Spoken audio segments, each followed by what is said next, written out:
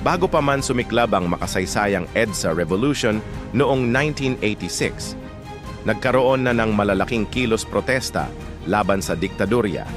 Noong unang bahagi ng 1970, libo-libong kabataan at estudyante ang lumabas sa kalsada. Ang tawag dito, First Quarter Storm. Sa mga lansangan ng Maynila, ang mga tinig ng kabataan ay hindi mapigilan.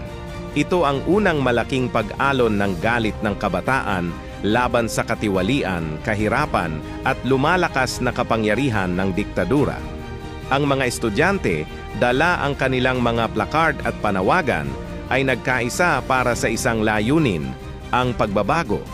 Hindi naging madali ang lahat. Nagkaroon ng matitinding pagtatagpo sa pagitan ng mga pulis at mga estudyante.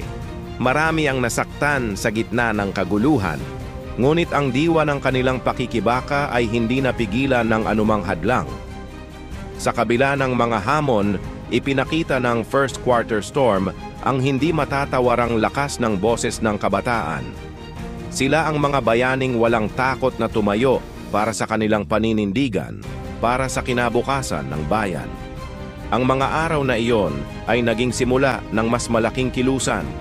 Ang mga tinig na iyon ay hindi nawala sa hangin. Sa halip, ang mga ito ay naging binhi ng mas malaking pagbabago. Ang EDSA ay hindi nagsimula sa isang araw.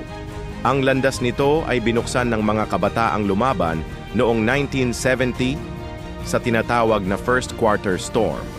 Ang kanilang sakripisyo at tapang ay naging inspirasyon para sa mga susunod na henerasyon. Salamat sa panonood. Para sa mas marami pang makasaysayang kwento ng ating bayan, huwag kalimutang mag-subscribe sa aming channel at pindutin ang notification bell.